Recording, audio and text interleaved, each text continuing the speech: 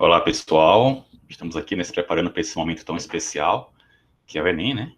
2020, a ser realizado nos próximos dias. E eu pensei em preparar para vocês uma breve revisão, resolvendo algumas questões, discutindo, né, essas questões aqui e disponibilizando para vocês, tá bom? Preparei uns slides aqui bem interessantes, com algumas questões de Enems anteriores. E vamos agora, né, pôr em prática esses nossos conhecimentos que nós adquirimos ao longo desses 3 anos de estudo.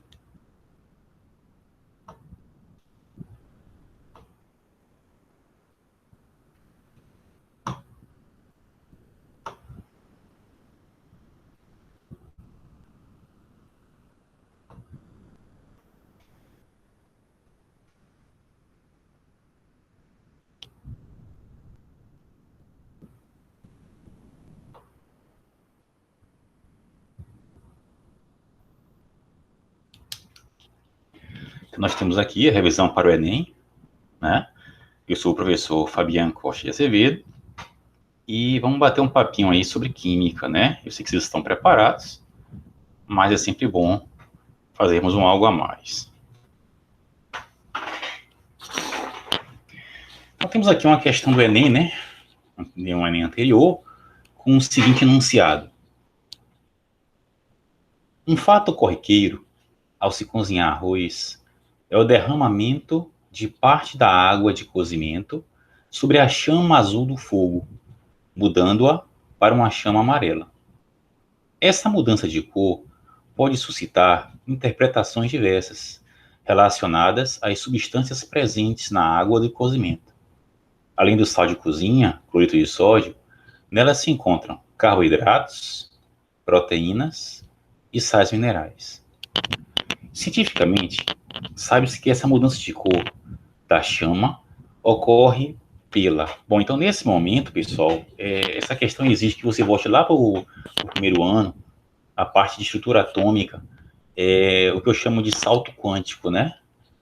Quando um elétron ele recebe energia quântica, ele é excitado e salta para uma camada, né? O nível seguinte.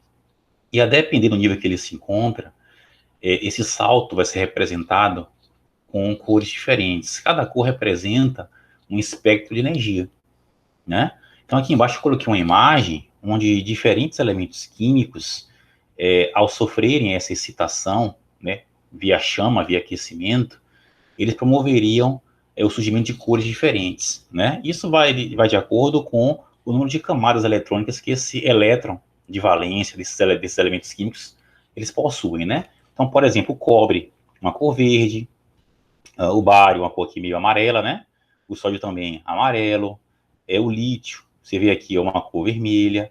Então, a depender do elemento químico, ele vai ter o seu elétron de valência em uma determinada camada.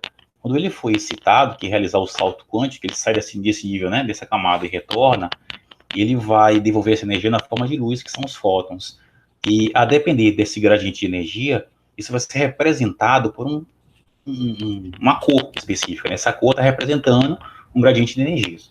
Então, nesse momento, o que a gente vai ter que lembrar aqui? Ó, núcleo do átomo, camadas. Lembra?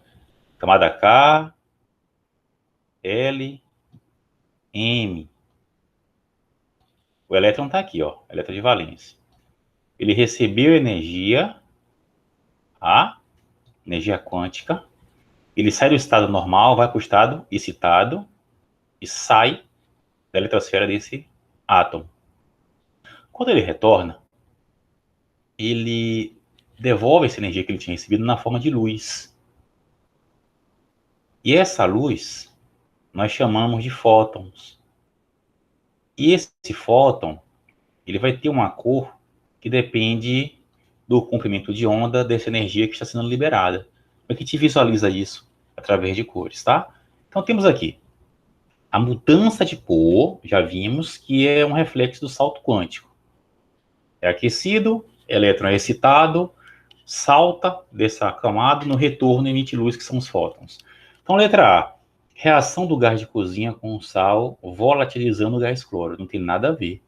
com essa questão do cloro, não tem nada a ver com essa reação, não é uma reação química que está acontecendo, né? Letra B, emissão de fótons pelo sódio, excitado por causa da chama, é o que acabamos de falar. Letra B, opção correta, emissão de fótons, tá? Letra C, produção de derivado amarelo pela reação com carboidrato. Repito, não é uma reação química, né? É um efeito a nível atômico. Letra D, reação do gás de cozinha com água, formando gás hidrogênio. Muito pelo contrário, não vai reagir mesmo aqui, não tem reação química nenhuma nesse momento aí, tá? Letra E, excitação de moléculas. Bom, na realidade, não são as moléculas que vão ser excitadas, né? Na realidade, essa excitação é por parte dos elétrons, que ao fazer esse trânsito de sair e retornar, liberam os fótons, que nada mais é do que luz, e essa luz representa essa diferença de energia entre o que foi recebido e o que foi liberado, tá bom? Então, a opção correta é a letra B.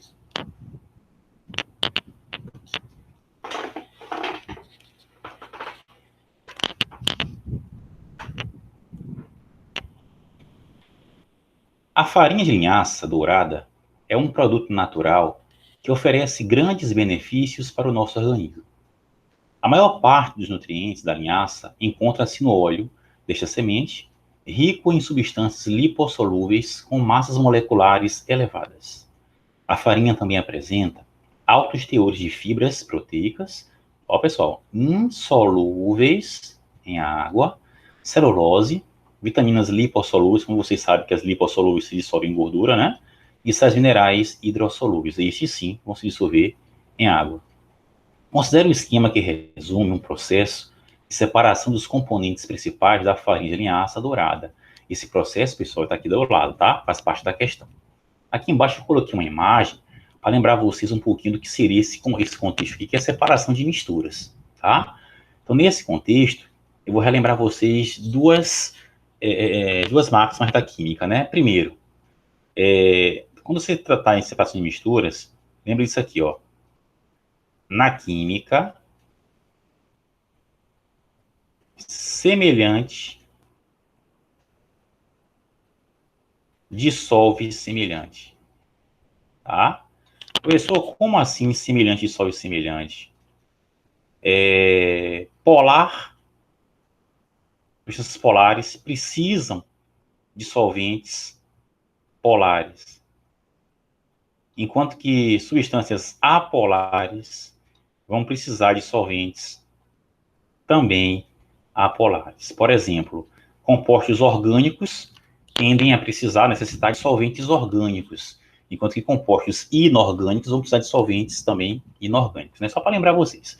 Outra coisa, você está num sistema de destilação, por exemplo, que é muito usado para separar componentes de mistura, aquela substância que apresentar um elevado peso molecular, uma elevada massa molecular, normalmente vai ter um ponto de fusão e ebulição mais elevado, então vai ficar por último na hora de ser destilado, né? Os componentes, substâncias com baixas massas molares, baixos pesos molares, tendem a ser os primeiros a serem liberados, né, a serem separados dos processos de destilação, tá bom? Uma vez que eu disse isso, vamos para o esquema da questão. Farinha de linhaça, tá aqui em cima, ó. Primeiro procedimento, adição de éter etílico, seguido de destilação.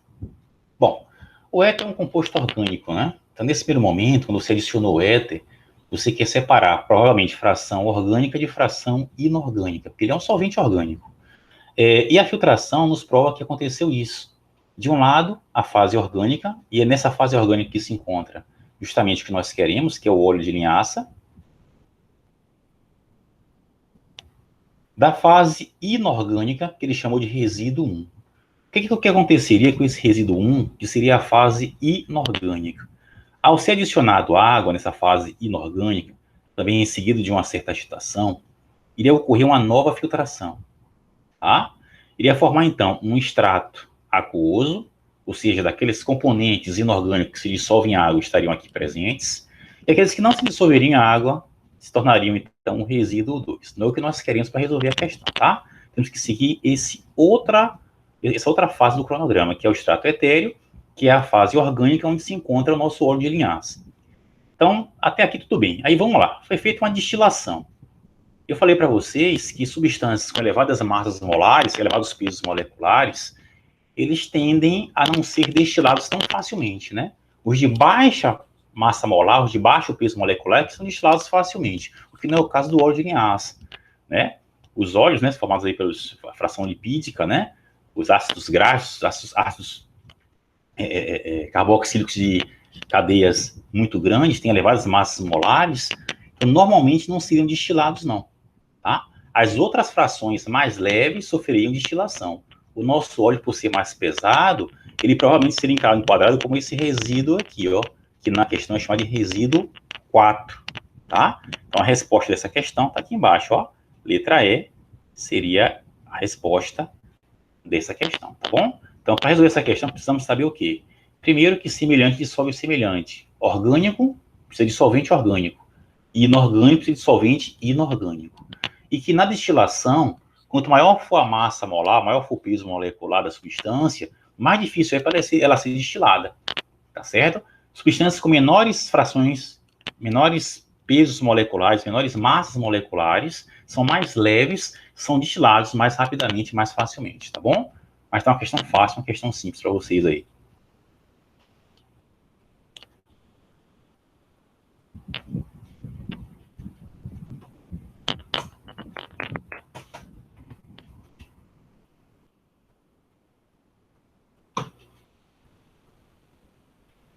Mais uma. O biodiesel é um biocombustível obtido a partir de fontes renováveis que surgiu como alternativa ao uso do diesel de petróleo para motores de combustão interna.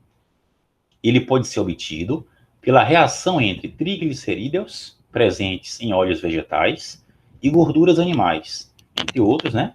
E álcools de baixa massa molar, como metanol ou etanol, na presença de um catalisador, de acordo com a equação química que está representada ao lado, tá? Lembrando a vocês que o catalisador, ele serve para acelerar o processo, tá? Acelerar a reação química. Qual é a pergunta? A função química presente no produto que representa o biodiesel é... Então, você tem que lembrar quais são as funções químicas, né? Nós estudamos aí hidrocarbonetos, estudamos funções oxigenadas, estudamos funções nitrogenadas. Então, falar hoje de álcool, de éter, de aldeído, de ácido carboxílico, de amina, de amida, não é nenhuma novidade para alunos de terceiro ano, né? Então, nesse contexto aqui, o que vai acontecer? Você tem que saber quem é o biodiesel aqui nessa brincadeira, né? Temos aqui duas substâncias, tá? Ó, cadeia carbônica apresentando hidroxilas ligado a essa cadeia carbônica. Esse composto que estou circulando as hidroxilas, ele é um álcool, ele é um triálcool, triol, né? Então, o nosso biodiesel, na realidade, é esse composto aqui, ó. Pronto, professor, já sei qual é o biodiesel. Então, qual é a função orgânica que está melhor caracterizada na molécula do biodiesel? Muito fácil, ó. COO. Isso aqui faz parte do grupo funcional dos ésteres, como nós vimos, tá? E trabalhamos bastante nas nossas AMPs. Então, ó, ésteres. Temos aqui função éster. Você vem aqui, ó, letra B, assinala e sai para o abraço.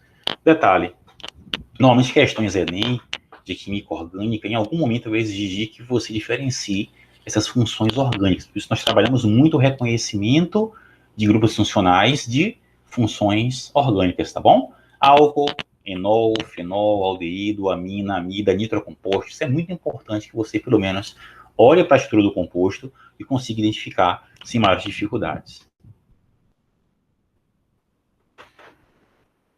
Essa questão agora é uma questão que vai exigir mais interpretação por parte de vocês. Certo? Aqui, ó. A figura mostra como é a emissão de radiação eletromagnética para 5 tipos de lâmpada. Haleto, ó, metálico, tungstênio, mercúrio, xenon e LED. Né? As áreas marcadas em cinza são proporcionais à intensidade da energia liberada pela lâmpada. Olha que interessante, pessoal. Você vem para o gráfico, essa área em cinza, ó, intensidade pela, né, de energia liberada. Então, temos aqui intensidade emitida versus comprimento de onda. Então, você percebe que algumas dessas luzes aqui que são, né, que são discutidas, elas têm, às vezes, uma baixa intensidade, mas tem um elevado comprimento de onda. Olha o tungstênio, né, que é muito famoso na casa da gente, aquela lâmpada comum, a famosa lâmpada incandescente, que esquenta, né, muito. Você ficar estudando embaixo de uma lâmpada de incandescente, em pouco tempo você vai estar com calor, porque ela esquenta muito. Porque é nesse princípio de aquecimento que se baseia o processo da incandescência.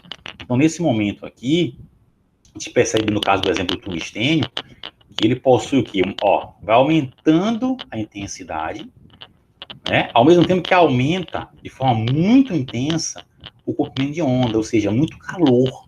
Então, não é interessante, se eu quiser para um ambiente mais menos aquecido, usar tungstênio, tá? O ideal seria o quê? Seria uma maior intensidade luminosa, ou seja, brilho, luz, iluminar o ambiente, e um menor comprimento de onda para não aquecer tanto. Essa é a nossa busca.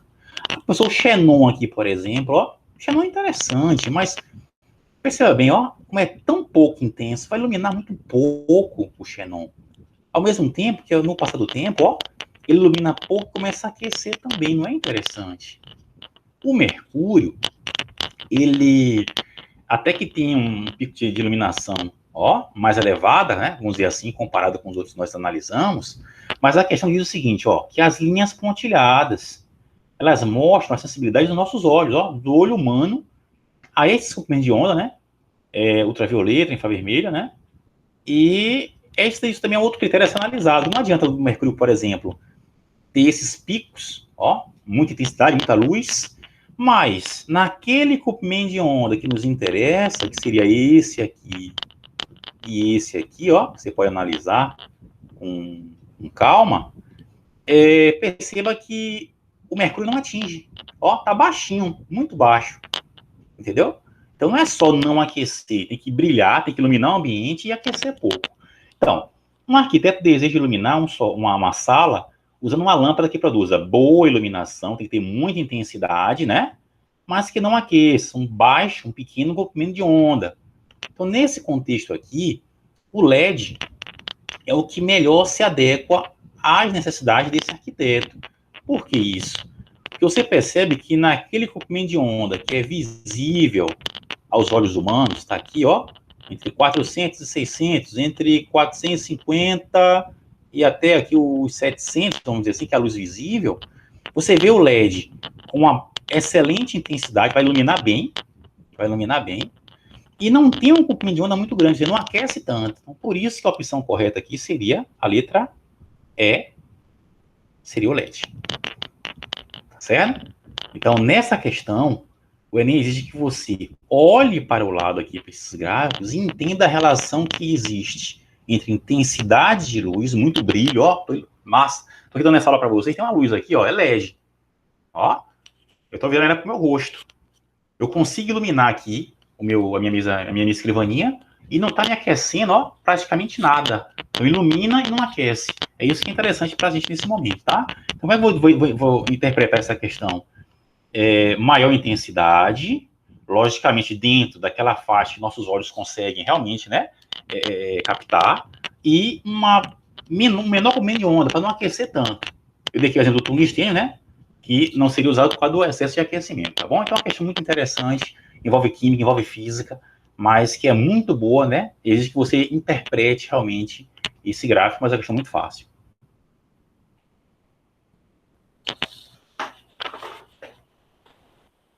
Agora, partículas microscópicas existentes na atmosfera funcionam como núcleos de condensação de vapor de água que, sob condições adequadas de temperatura e pressão, propiciam a formação das nuvens e, consequentemente, das chuvas.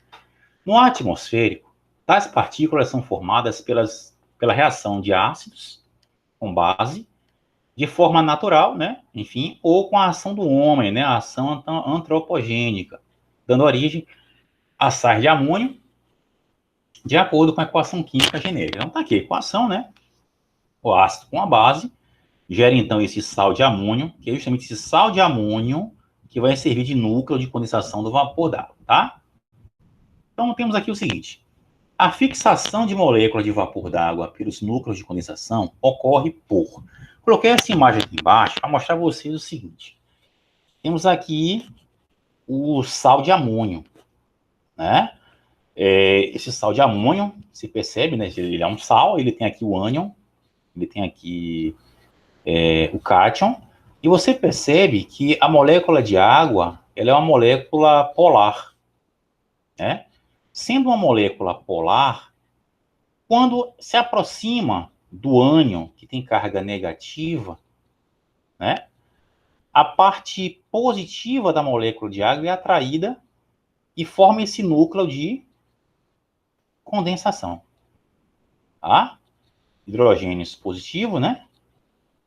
Oxigênio negativo da molécula de água, né? Está aí o símbolo. Quando essa água se aproxima do cátion, que tem carga positiva, é a vez da parte negativa da molécula, que é o oxigênio, ó, ser atraída e formar esses núcleos de condensação. Tá? Então, eu posso afirmar o seguinte, que é uma interação que existe entre esses íons, e uma molécula que é um dipolo. Né? Por que é um dipolo?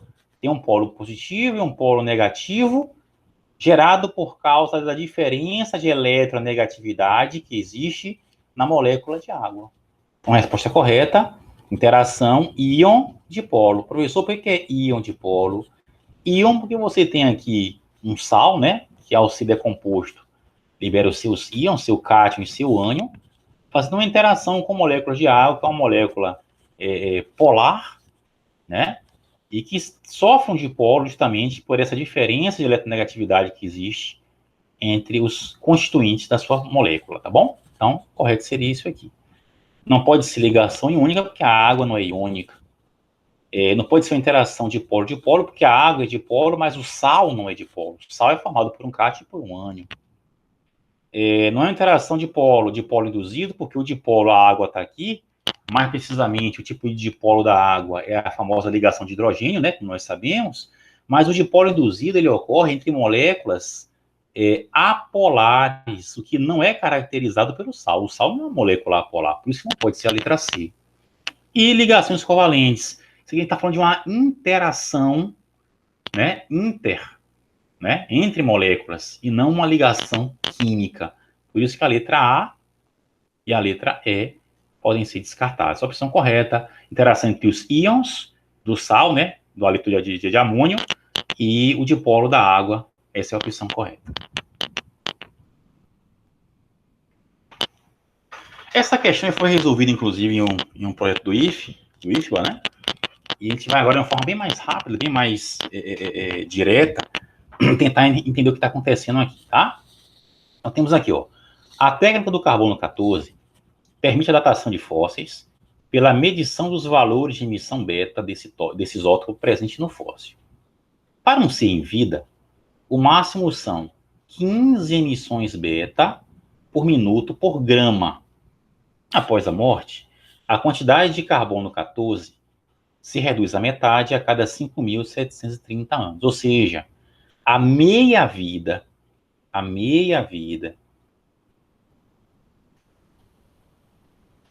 do carbono 14 é de 5.730 anos. O que isso quer dizer? Que a cada período de 5.730 anos, metade daquela massa, né, ela vai ser reduzida, no caso, né? Então, a massa inicial é reduzida à metade, por isso que é meia-vida. Considere que um fragmento fóssil de massa igual a 30 gramas, aqui a massa desse fragmento, é encontrado, né, em um sítio arqueológico, e a medição de radiação apresentou isso aqui agora, ó, os dias atuais. 6.750 emissões beta por hora. A idade desse fóssil em anos é... Bom, se você chegou, foi lá num sítio arqueológico, né, achou um fóssil cuja massa é 30 gramas, fez o teste de medição e descobriu que no momento, né, atualmente, ele consegue emitir 6.750 emissões de beta por hora, você vai buscar algumas informações preliminares e vai tentar descobrir a idade desse fóssil, tá? Então, acompanha comigo o raciocínio. Ó. Primeiro raciocínio que eu vou fazer aqui com você seria esse aqui. Ó.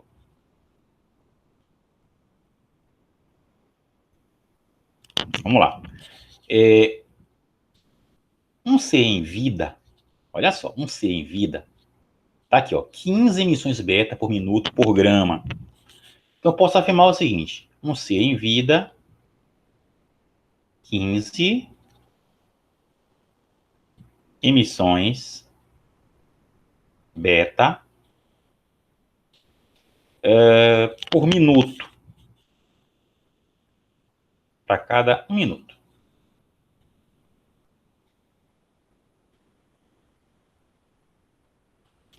Só que a informação final aqui está em beta emissões, né? Por hora. Então, em 60 minutos, que corresponde a 1 hora,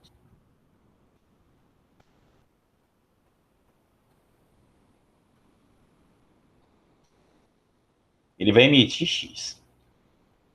Você faz a continha aí, né? Você faz essa regra de 3, 60 vezes 15 dividido por 1, e você encontra 900. 900 emissões beta por hora. Primeiro raciocínio, tá? Um segundo raciocínio que nós podemos fazer é esse aqui, ó.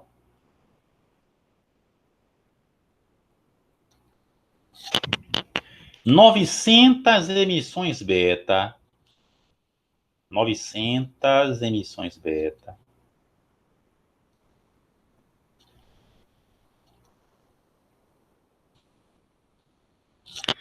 São, né? Feitas, são realizadas por cada grama desse material analisado. Pronto.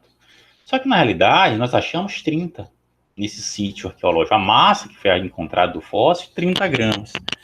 Então, 900 emissões beta para cada grama, essas 30 gramas do fóssil que foi encontrado vão estar emitido quanto no total? Eu vou chamar de X. Faço a continha.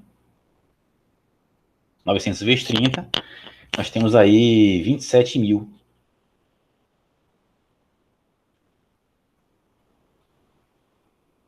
Nós descobrimos que essa massa, né, nós encontramos no fóssil, emite, né, essas emissões beta por hora. Até aí nenhuma novidade, né? Então, agora eu vou fazer um raciocínio bem simples para vocês acompanharem. Ó. Terceiro raciocínio. Estava vivo, depois morreu. Então, 27 mil emissões beta.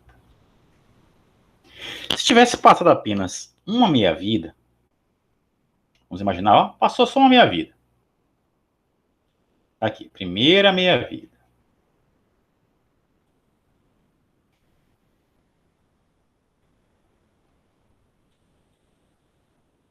Nós sabemos que esse número de emissões, ele vai se dividir ao meio, né? Dividir por 2. Vai se reduzir a metade, que é proporcional à massa, né? Então, o que era 27 mil vai se transformar em 13.500, não é isso? 13.500 emissões. A gente percebe que ele não chegou naquele valor que nós conseguimos detectar na massa atual, né? Então, vamos imaginar que ocorreu uma segunda meia-vida. Ocorreu uma segunda meia-vida. Vamos ver, né? Estamos postulando isso aí. Se ocorreu uma segunda meia-vida, essas emissões também, novamente, foram reduzidas à metade, divididas por 2. Então, você pega 13.500 dividido por 2, você acha 6.750 emissões beta. Então, nesse momento, eu descobri que foram 2 meias-vidas que aconteceram, porque eu cheguei nesse valor aqui, ó, 6.750, que corresponde justamente ao que eu consegui detectar na amostra desse fóssil. Falta agora eu converter esse conhecimento de minha vida em tempo. Então, o quarto e último raciocínio. Se uma meia-vida, no caso do carbono, 14, corresponde, está aqui em cima, ó, 5.730 anos. Eu acabei de descobrir que foram duas meia-vidas. Então, duas meia-vidas que vão corresponder a x. X é igual a 2 vezes 5.730, vai dar 11.460 anos. É a idade desse fóssil. Após fazer essa continha aqui, você vem aqui, ó, assinar a letra C. Tem outras formas de resolver, mas essa é uma forma por raciocínio lógico, né? Essa é uma forma por raciocínio lógico, tá? Uma vez que eu resolvi até agora essas poucas questões com vocês perceberam que nós já abordamos aqui vários conteúdos, né? Então, podemos fazer o seguinte aqui agora. Essa questão aqui é uma questão teórica, né? Então, temos aqui. A figura mostra o funcionamento de uma estação híbrida de geração de eletricidade movida a energia eólica e biogás. Pessoal, se é híbrida, ela vai ter duas fontes de energia, né? Não apenas uma. Essa estação possibilita que a energia gerada no parque eólico seja armazenada na forma de gás hidrogênio, usado no fornecimento de energia para a rede elétrica comum e para abastecer células a combustível. Bom, o que é que dá a entender esse enunciado? Que esse parque eólico, ele consegue tanto gerar diretamente eletricidade, como gerar hidrogênio que fica armazenado para que no momento que for necessário, ele possa ser usado como combustível e gerar eletricidade secundária, tá? Temos aqui, então, a imagem, ó. As turbinas eólicas, né? Elas podem gerar diretamente eletricidade e ser levada para a rede de distribuição elétrica. Um caminho é esse. Um outro caminho dessas turbinas eólicas seria o seguinte. Produção de eletricidade. Essa eletricidade, ela não iria diretamente agora para a rede de distribuição, tá? Ela serviria para a produção de hidrogênio, que nós sabemos que hidrogênio é um combustível, né? Esse hidrogênio que foi produzido, né? Ele vai ficar armazenado, certo? E ele, ao ficar armazenado, ele vai ter dois destinos. Ele pode aqui ser usado diretamente como combustível, que ele é extremamente inflamável, ou ele pode ser levado, né, para uma válvula de mistura. Ele vai ser misturado com quem? Vai ser misturado, ó, hidrogênio com biogás. Vão sofrer uma reação de combustão, essa mistura, tá? E após sofrer essa reação de combustão, essa mistura, parte dessa energia se converte em eletricidade e vai para a rede, né, de distribuição, e parte se converte em calor, né? Que pode ser usado de outras formas também. Então é bem interessante essa usina, esse sistema híbrido, porque você pode, a partir do sistema eólico, produzir tanto diretamente a eletricidade, como gerar esse hidrogênio que pode ser usado diretamente como combustível, ou pode ser usado em uma mistura com o biogás para produzir justamente eletricidade e ainda gerar calor. Mesmo com a ausência de ventos, que um dos objetivos dessa usina híbrida é isso, né? Quando não tiver vento, vai fazer o quê? Por curtos períodos, essa estação continua abastecendo a cidade onde está instalada, pois a planta mista de geração de energia realiza eletrólise para enviar energia à rede de distribuição elétrica. Olha só, em nenhum momento aí a gente cita a eletrólise, né? Esse hidrogênio se combinando com Oxigênio para gerar energia elétrica e um dos resíduos é a água. Não aparece aqui nesse esquema um sistema de eletrólise, né? Não sendo usado para produzir eletricidade para seguir para a rede de distribuição. Então, a letra A está falsa por causa disso. Letra B. O hidrogênio produzido e armazenado, né? Ele é utilizado na combustão com biogás. Olha que interessante. Onde é que eu vi isso aqui na imagem, professor? Hidrogênio mais biogás, válvula para mistura. Prontinho, essa reação realmente ela ocorre. Para gerar calor e eletricidade. Como é que eu comprovo isso? Gerou calor, essa mistura, né? E gerou também eletricidade. Então, a letra B é a opção correta. A letra C estaria errada. Conjunto de turbinas contínua, girando com a mesma velocidade por inércia, mantendo a eficiência anterior. Pessoal, sem o vento, as turbinas, elas param de se movimentar. Essas pás, elas param de se movimentar, né? Tem que ter o vento aí. Porque não existe esse movimento eterno e ininterrupto, porque justamente esse giro, essa energia cinética, ela está sendo convertida em eletricidade. Em algum momento ela vai parar, tá? Então a letra C está falsa por causa disso. Letra D. Combustão da mistura biogás e hidrogênio gera diretamente energia elétrica adicional para a manutenção da estação. Você percebe que não gera diretamente, queimou aqui já gerou, não. Essa mistura, ela vem para uma planta mista de geração de energia. É aqui no interior dessa planta mista que parte dessa energia se converte no segundo momento em eletricidade, ainda tem um calor residual que é subaproveitado, tá? Então, se saísse daqui da mistura e logo se convertesse em eletricidade, estaria correto, mas não. Ela passa por uma etapa seguinte, nessa etapa seguinte, que a energia da combustão é convertida em eletricidade. Por isso que essa letra C, ou letra D, desculpa, ela está falsa, tá? E letra E, planta mista de geração de energia é capaz de utilizar todo o calor fornecido na combustão para a geração de eletricidade. Pessoal, todo o calor. Aqui está provando que parte do calor se converte em eletricidade e parte do calor ele se perde, né? Então, é praticamente impossível um tipo de sistema em que você aproveite 100% da sua matriz energética.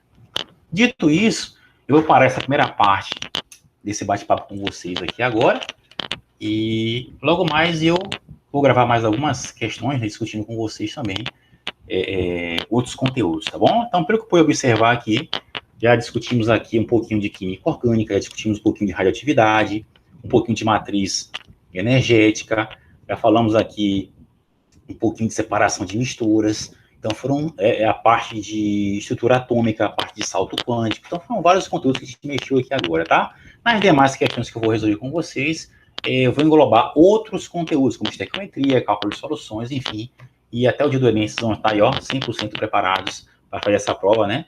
E fechar os 1000 pontos, se Deus quiser, tá bom?